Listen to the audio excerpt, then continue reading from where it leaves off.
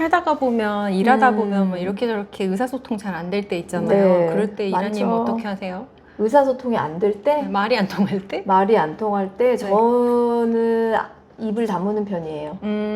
말을 아끼는 더 편. 이상 안 통할 것 같다고 하면은 그냥 더 말 안 하는 조금 그런 편인 것 같아요. 나도 그런가. 음. 저는 여러 가지가 있는 것 같아요. 그냥 아예 삶의 가치관이 다를 때는 사실 그건 말해서 될 게 아니기 때문에 말을 좀 아끼는 것 같고, 일에 관련돼서는 그래도 이야기하는 편인 것 같아요. 궁금한 게 풀릴 때까지. 일과 관련돼서는 하지. 그쵸, 그쵸. 근데 그게 아닐 경우에는 이제 말을 아끼거나 그게 이제 가까운 사이일 때는 그냥 더 이상 궁금해하지 않아요. 그러니까 인정해요, 그냥. 이런 그냥 고유의 성격. 좋네요. 좋네요. 사실 이런 말도 하지 말래. 맞아. 평가하는 말이니까. 근데 어떤 사람들하고 얘기를 나누다 보면 얘기가 계속 이렇게 연결되기도 하는데 어떤 사람들하고 얘기 나누다 보면은 진짜 말을 닫게 되잖아요. 네. 그 차이는 어디서 오는 걸까요? 저는 그렇게 말 닫는 경우가 제가 생각했을 때는 좀 그거를 제 표현으로 본인이 너무 이제 전지전능하다고 해야 되나? 그러니까 뭐든지 다 결정하고, 뭐 라떼들도 마찬가지죠. 그런 라떼들도 마찬가지고, 하여튼 남의 이야기를 별로 안 들으려고 하는 사람들, 그런 사람들하고는 대화하기가 조금 힘들더라고요. 그러면 원래 그런 사람들일까요? 아니면 시간이 지나면서 그렇게 된 걸까요? 원래는 그러지는 않았겠죠. 또 학습받은 거, 뭐 사회적인 거, 뭐 여러 가지가 섞이지 않았을까요? 생각할 게 더 생기네. 나도 그러고 있나 이런 생각도 들고. 그렇죠. 아니 지난주에 우리가 이야기를 하다가 업무에 관련된 이야기를 하는데 카톡으로 이야기를 나눌 일이 있었잖아요. 그런데 뭔가 얘기를 하면서 이거는 카톡으로 할 얘기가 아닌 것 같다라는 느낌이 들었어요. 그래서 만나서 얘기를 하자 그랬었죠. 근데 말이라는 게 얼굴을 보지 않은 상태에서 말이 오갈 때는 조심해야 된다고 알고는 있지만 그래도 더 조심해야겠구나 라는 생각을 하고 제가 우리 같이 읽어봤으면 하는 책으로 비폭력 대화라는 책을 추천을 했어요. 추천하셨죠. 저는 이전 버전. 저는 요즘 버전. 네. 그래서 열심히 읽고 왔습니다. 이렇게 두꺼운 줄 몰랐어요. 생각보다 내용이 어렵죠. 근데 네. 이 책을 제가 추천을 해드렸던 이유는 이 책이 전 세계 40개국의 언어로 번역이 돼서 800만 부 가까이 팔린 말하기의 스테디셀러인 거예요. 네. 그래서 좋은 컨텐츠라고 생각돼서 같이 읽어보자라고 했고, 마이크로소프트 CEO였던 그 사티아 나텔라가 취임 직후에 전체 임원진한테 이 책을 선물을 했대요. 읽어보라고? 네, 그래서 저는 신뢰할 만한 컨텐츠라고 생각돼서 이 책을 추천했어요. 근데 여기서 제일 인상적이셨던 게 어떤 거세요? 저는 일단은 제목 자체가 엄청 자극적이다 이렇게 생각했고요. 근데 이거를 이렇게 뽑았던 이유가 또 있대요, 작가가. 대부분의 사람은 본인이 대화를 할 때 폭력적이라고 생각하지 않는다는 거죠. 맞아요. 말해도 자기는 아니라고 생각한대. 근데 내가 모르는 사이에 남은 내 얘기를 듣고 폭력적이라고 느낄 수도 있는 거고, 우리가 인지하지 못하는 상태에서 되게 그런 것들이 많이 오고 가잖아요. 맞아요. 그래서 제목을 일부러 이렇게 지었다고 하더라고요. 그러니까 내가 너한테 뭐 상처를 줄 생각은 없었어 라고 이야기를 해도 듣는 사람이 상처를 받았으면 그것은 바람직하지 않은 대화의 방식이잖아요. 그래서 저는 이 이야기를 들으면서 사람들을 공격하거나 또 미워하거나 의심하거나 이런 마음 대신에 다른 사람을 사랑하고 존중하고 이해하는 마음을 가지고 대화에 임하라는 이야기들이 있잖아요. 그래서 이 부분이 항상 그렇게 할 수 있을까? 그런 생각을 하기도 했어요. 내가 언제나 항상 사랑과 연민과 배려하는, 존중하는 마음으로 다른 사람과의 대화에 임할 수 있으면 그 대화는 어떨까? 물론 따뜻하게 말하고 친절하게 말하려고 노력하지만 항상 사랑과 존중의 마음을 담고 있었나? 이 측면에서는 생각이 좀 깊어지더라고요. 맞아요. 사실 나이를 먹으면서 말이 점점 더 어렵게 느껴져요. 맞아요. 말에도 무게가 실리고 나이 들면서. 그리고 조심스럽기도 하고 요즘엔 또 언어에 대한 감수성도 굉장히 예민해져서 사람들이 왜 이런 말을 나한테 평가질한다 뭐 이런 말도 하고 대화할 때 굉장히 조심하게 되는데 말이 잘 안 통한다, 조심해야 된다, 폭력적이다 이렇게 느껴지는 여러 가지 이유 중에 하나가 정확한 단어를 사용하지 않아서라는 이야기가 있어요. 어른의 어휘력에 등장하는 예인데요.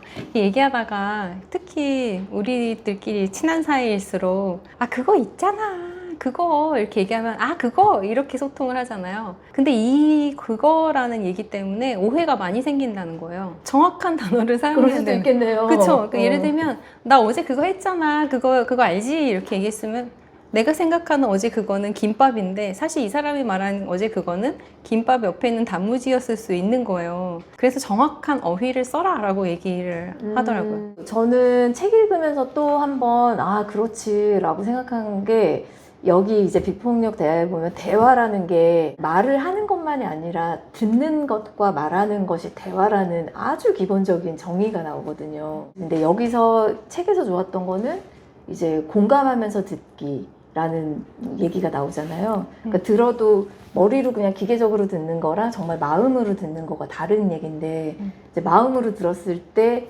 소통이 가능하고 비폭력 대화가 가능하다 뭐 이런 포인트가 있잖아요. 근데 사실 들어주는 데에도 에너지가 정말 많이 들어가죠. 쓰여요. 네. 다른 사람이 하는 얘기를 집중해서 듣고 무슨 생각으로 이야기를 하는지 계속 생각하면서 들어야 되니까 경청하는 데는 생각보다 너무 많은 에너지가 쓰이는 것 같아요. 맞아요. 그리고 여기서 저 되게 좋았던 게 공감으로 듣기라는 거예요. 그래서 여기 좋았던 구절 하나 잠깐 소개해드리면은 네. 공감이란 다른 사람이 경험하는 것을 존중하는 마음으로 이해하는 것이다. 근데 우리는 공감하는 대신에 상대방을 안심시키고 조언하고 싶은 강한 충동을 느끼거나 우리의 견해나 느낌을 설명하려는 경향이 있다. 그런데 공감이라는 건 상대방이 하는 말에 모든 관심과 주의를 기울여서 집중하는 것이라는 거죠. 대화라고 하면 말이 그냥 주고받는 거라고 생각하는데 듣는 것이 참으로 중요한 거구나. 진심으로 듣는 게. 맞아. 그런 진심으로 생각을 좀 듣는 거. 했어요. 만약에 진심으로 듣고 생각한다고 하면 나를 공격한다고 느끼는 건 굉장히 줄어들겠죠. 줄어들 것 같아요. 그리고 분노를 막 저 사람이 하고 있어도 거기에 자극을 받지 않을 것 같아요. 크게. 맞아요. 사랑과 존중의 마음으로 맞아요. 말하고. 근데 여기서 대화법으로 안내해 주시는 것 중에 하나가 관찰하고 그 다음에 느끼고 네. 나의 욕구를 정리하고 그 다음에 요구하라라는 이야기가 네. 있잖아요. 저는 이 부분에 대해서도 내가 말할 때마다 관찰, 느낌, 욕구, 요구 이런 거를 계속 생각하면서 정리를 하려고 하니까 이것도 쉽지 않더라고요. 쉽지 않죠. 말할 때마다 그거를 어떻게 그거를 구분을 해서 여기 퀴즈도 나오잖아. 나 많이 틀렸어. 저도 계속 동그라미 치고 X 치면서 이거 아니야? 네. 그러니까 이러면서 약간 헷갈리죠.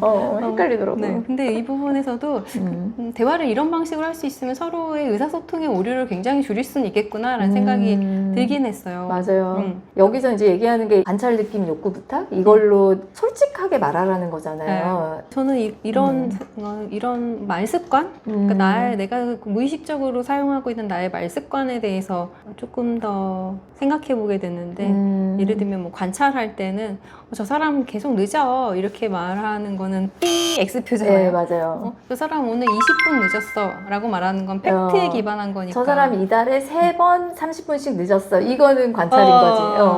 근데 계속 늦어. 이건 감정이 들어간 관찰이 아닌 건 거죠. 네. 이런 식의 표현법에 대해서도 훈련해야겠다라는 생각을 하긴 했어요.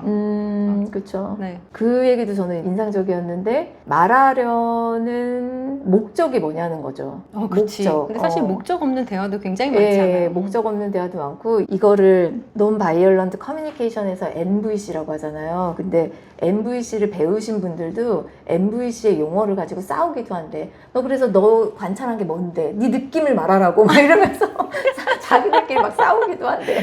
그러니까 네.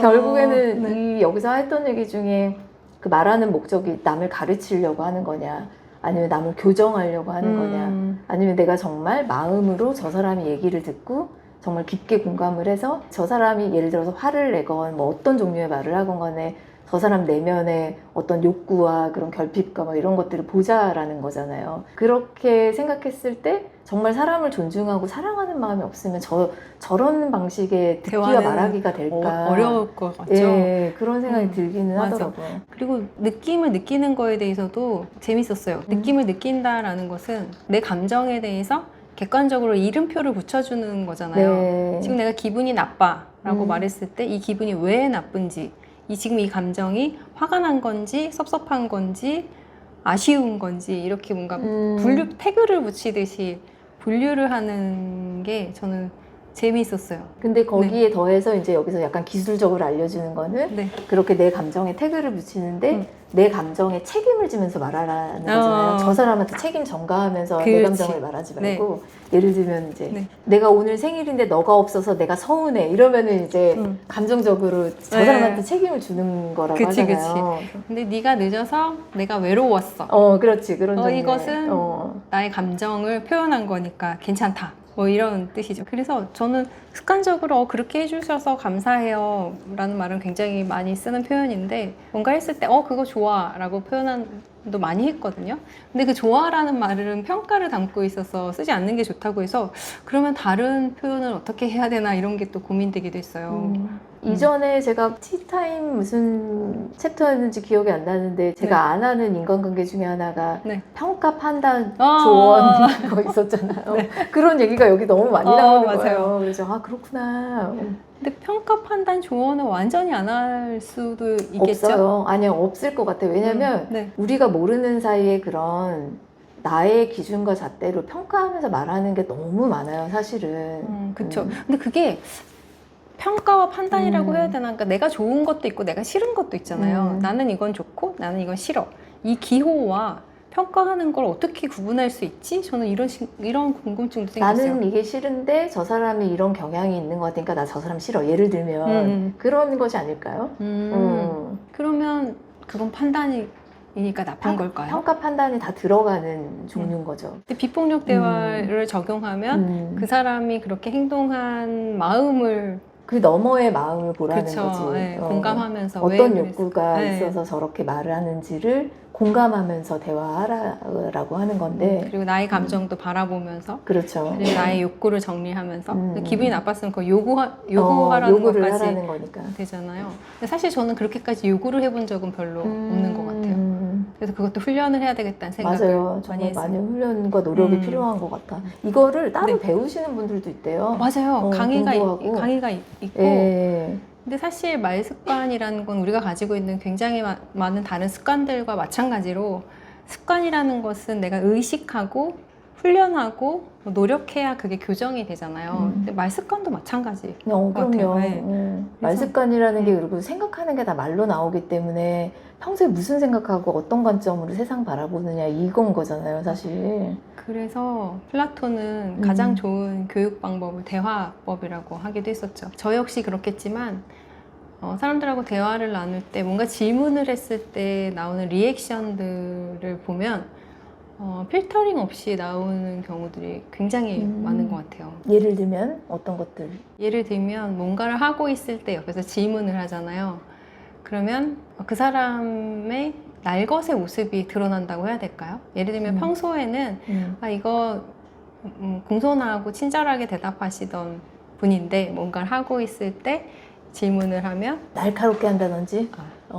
저도 역시 그럴 수 있겠지만 그래서 무의식적으로 튀어나오는 그 순간이 질문에 대한 답변인 순간이 많겠구나 라는 생각을 했었어요. 그래서 무의식적으로 튀어나오는 단어에 대해서도 무의식적으로 답변하는 어떤 답에 대해서도 의식적으로 바라봐야겠다라는 생각을 많이 했었어요. 너무 어렵네요. 너무 어렵죠. 사실 비언어적인 언어라는 것도 있잖아요. 맞아요. 그 뉘앙스라는 것도 있고 눈빛 처리 하나에서부터 다 드러나죠. 억양에서부터 막 여러 가지가 있는 건데. 요즘에 릴스에서 되게 재밌는 거 봤어요. 그 소녀시대의 수영 씨가 뭐 너 가난했어? 뭐 이런 너 가난하게 컸어? 그러니까 말이라는 게 그 뉘앙스 차이도 너무 크고 해서 더 친절한 사람이 되고 싶은 마음이 있기 때문에 좀 훈련하고 싶었어요. 그래서 우리가 이 비폭력 대화를 일상에서 훈련을 하는 방법들에 대해서 생각해 봤어요. 첫 번째는 감사에 대한 일기를 써보는 거예요. 내가 오늘 느꼈던 감정과 욕구에 기반해서 일기를 써보면서 훈련을 하면 어떤 일에 대해서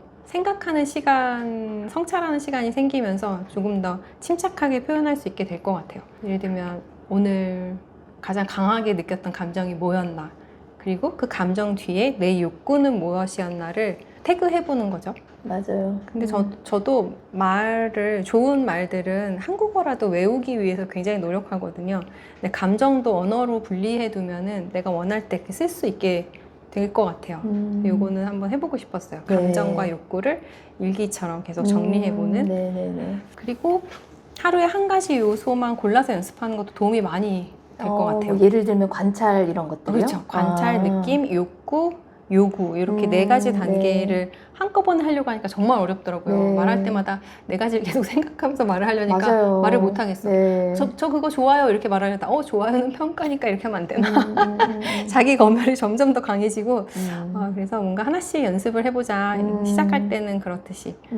그리고 또 네. 이제 책에서도 나오지만 저도 평소에 되게 중요하다고 생각하는 게 어떤 삶의 태도 같은 거에서 다 말버릇이랑 나오는 건데 맞아요. 연민이 나오잖아요. 여기에 기본적으로 연민이란 게 없으면 사람도 세상도 이해할 수 없다고 생각하거든요. 그러니까 그랬을 때 연민을 느낀다는 것 자체가 저 사람의 고통과 이런 것들에 공감을 하는 거잖아요. 이 부분에 대해서 좀 더 깊게 진지하게 좀 생각을 해야 되겠다라는 생각이 들긴 하더라고요. 맞아요. 그 연민이라는 것도 인간성 아닐까요? 인간만 가지고 있는 어떤 거. 그래서 저는 요즘에 인간성이 자꾸 사라지고 있다라는 생각을 자주 하게 되거든요. 인간성을 회복한다라는 측면에서는 감정에 대한 생각들도 충분히 숙성하는 게 좋겠다라는 생각이 들긴 했어요. 그리고 이제 여기에서 이제 또 읽다 보면은 결국에 그 연민이라는 것이 생겼을 때 좋은 대화가 가능한 건데 이 NVC의 가장 중요한 쓰임새가 자기 연민을 기르는 데 있다라는 얘기가 나와요. 예를 들면 자기 공감 같은 거잖아요. 그게 그래서 나 자신을 비판적으로 보고 계속 마음속으로 나를 자책하는 얘기, 뭐 자기 혐오하는 얘기 이런 거를 했을 때 나와의 좋은 대화가 가능하지 않은데 다른 사람과의 그 대화가 가능하겠냐는 거죠. 맞아요. 그 부분도 너무 중요한 부분이에요. 그러니까 일단 기본적으로는 나에 대한 존중과 나에 대한 사랑이 있는 게 있어야 다른 사람도 사랑하고 이해할 수 있잖아요. 저도 맞아요. 같은 생각을 하고 있어요.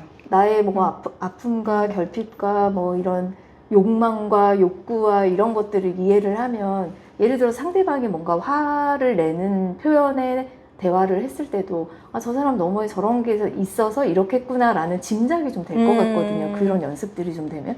근데 그게 안 되면 너 지금 나한테 뭐라고 했어? 왜 나한테 부터 내는 거지? 왜 내가 만만해? 내가 만만해? 너 아웃이야? 막 이러면서. 여기에 그 나오는 얘기 중에 우리 자신을 평가할 때 흔히 쓰는 폭력적인 단어 중에 하나가 뭐라고 생각하세요? 여기에 책에 나오는 거는 그래 맞아 했는데 should라는 단어인 거예요. 뭐뭐 해야만 해. 근데 도덕적으로 이게 옳으니까 이렇게 해야 좋은 거니까 라는 거잖아요. 이게 그리고 뭐 그러지 말았었어야 됐어. 이걸 했어야 됐어. 막 이런 후회들. 근데 그런 것들이 이제 죄책감이나 수치심에서 비롯되는 거고 모욕. 그게 나를 되게 파괴한다라는 거죠. 그리고 좋지 않은 폭력적인 대화를 했을 때 나와의 관계도 틀어지고 그러다 보면은 자존감의 문제도 생기고 맞아. 여러 가지 타인을 바라보는 시선도 왜곡되고 하면서 결국엔 또 폭력적인 대화를 할 수밖에 없는. 맞아요. 근데 그 감정을 외면하거나 피하라는 이야기가 아니라 그 감정을 인정하고 해석을 하되 되풀이하지 말라는 뜻으로 그러니까 밀어두는 게 아니라 꺼내와서 완전히 해결하고 해결된 감정에 대해서는 이제 챕터를 페이지를 넘기는 걸로 맞아요. 접근을 하면 좋지 않을까. 그리고 이렇게 자기 자신을 질책할 때 쓰는 도덕주의적인 그런 판단들 이런 게 이제 창조적인 거를 엄청 안에서 갉아먹고 그런 얘기 하잖아요. 너무 그 공감 가는 얘기였고 내 안에 해결되지 않은 뭐 여러 가지 것들이 그런 폭력적인 대화를 유발을 하는데 나와 또 남과 그런 것들과 잘 이별을 하고 좀 평화로운 대화를 할 수 있게끔 내면을 좀 다지는 얘기 그런 얘기를 되게 좋았던 것 같아요. 그래서 결국은 정서적 성숙과 정서적으로 해방이 되는 거죠. 근데 다른 사람을 바라보는 것도 특히 가까운 사람을 바라볼 때 나랑 동일시가 되잖아요. 여기 재밌는 예가 하나 있었어요. 그 책 속에서 보면 토론토에서 약물중독센터에서 일하는 어떤 사람의 얘기예요. 근데 그분이 야간에 근무를 하고 있는데 마약에 중독되어 보이는 어떤 분이 칼을 들고 나타난 거예요. 그래서 이 사람을 쓰러뜨리고 목에 칼을 들이밀면서 당장 방을 내놓으라고 이렇게 얘기를 했는데 이 사람이 방이 없다고 얘기를 하려다가 비폭력 대화에서 배운 말들이 생각난 거예요. 하지만 이라는 것은 불을 붙이는 말이라고.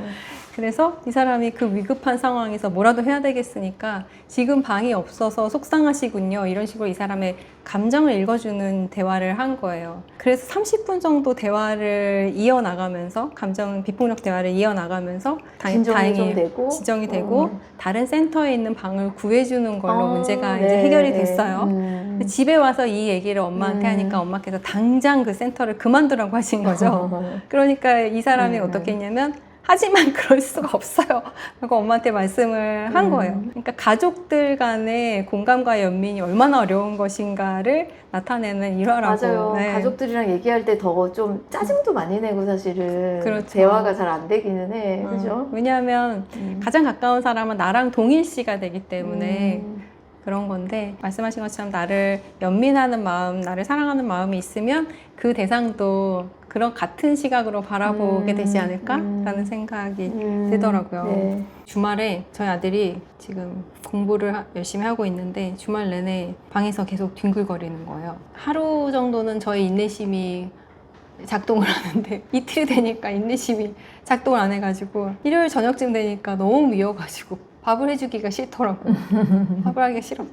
근데 이게 정서적 성숙의 단계에서 연결이 되는데 첫째는 정서적 노예 상태가 있고 둘째는 얄미운 단계가 있고 셋째는 이제 완전히 정서적으로 해방된 단계인 것 같은데 저는 너무 미워서 밥을 해주기가 싫어서 밥을 안 해줬거든요.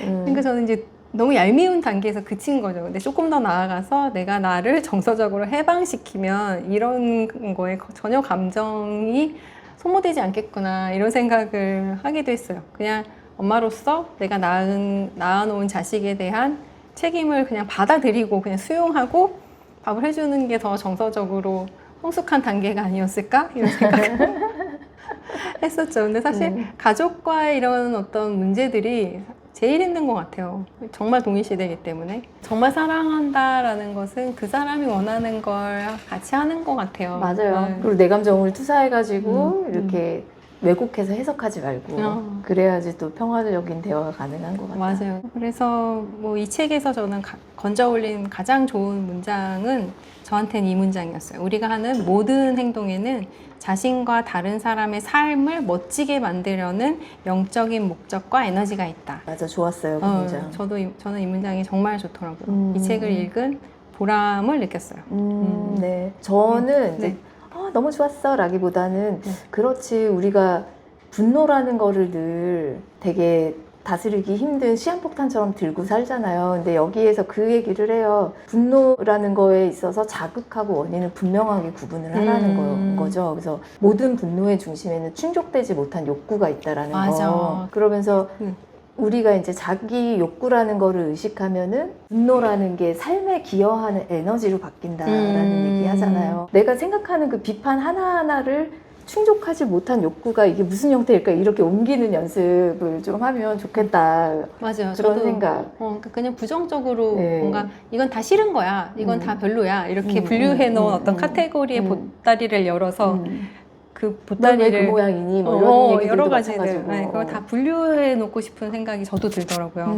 그리고 또 요거는 이제 저의 개인적인 건데 이 비폭력 대화를 처음에 읽고 막 엄청 사람들이 감동을 해가지고 이것도 많이 팔렸을 거 아니에요. 근데 800만 부. 훈련이 되지 않은 채로 이거를 사람한테 연습을 했을 때 사실 여기 나오는 어떤 대화들 속에서도 정말 이렇게 대화하면 나 머리 꼭대기까지 화날 것 같은데 막 이런 대화가 있어요. 계속 그 사람의 마음을 관찰한 거를 되묻잖아요. 네. 아, 너는 이 사람 막 흥분해서 날뛰고 있는데 아, 너는 그러저러해서 이러저러 하구나. 또 막 길게 날뛰는데 아, 그래서 이렇게 된 거군요. 난 너무 화날 것 같아, 그렇게 말하면.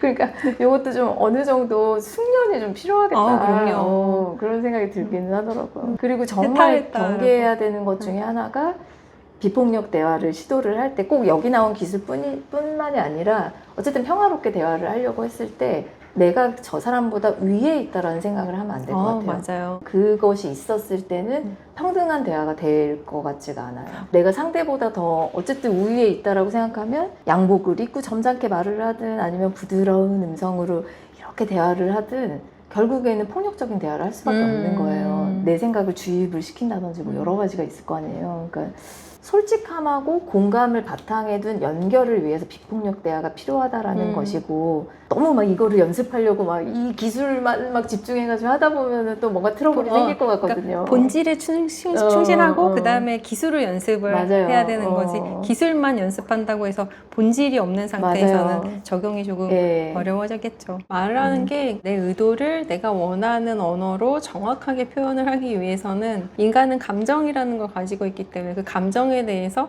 정리가 되고 객관적으로 판단할 수 있어야 그 대화가 가능해지는 것 같아서 정말 신비롭다고 생각했어요. 되게 종합예술이에요, 대화라는 게. 맞아요. 정말 많은 것들이 막 같이 돌아가야 돼서. 네, 그리고 이해관계라는 것도 다 같이 잘 되는 어떤 방법을 찾아내는 창조적인 머리도 써야 되고, 그러면서 감정이라는 것도 살펴야 되고, 하여튼 참 종합예술이라는 생각이 맞아요. 진짜 들었어요. 오늘 뭘 요구하실 건가요? 요구. 요구. 저는 그냥 시종일관 감동 포인트가 똑같기 때문에 자기 연민과 함께 타인 연민을 좀 기르자. 그러면 꼭 기술을 익히지 않아도 평화로운 관계와 대화가 가능할 것이다. 더 성숙한 삶이 가능할 것이다.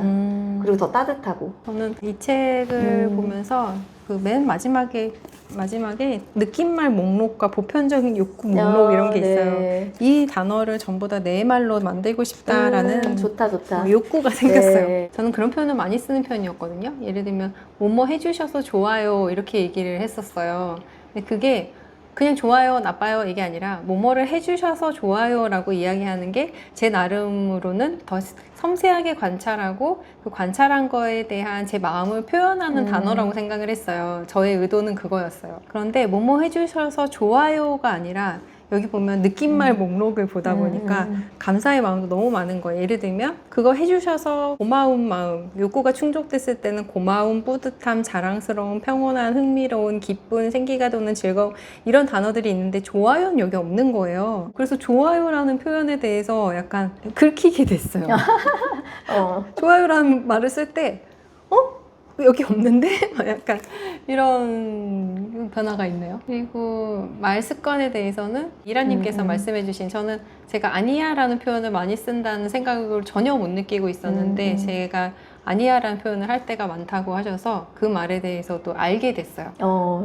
깨닫게 된 게 있는 것 같아요. 근데 그것도 역시 비폭력 대화라는 책을 만나면서 그 이야기도 할 수 있게 된 것 같아서 저는 좋았다고 하면 안 돼요.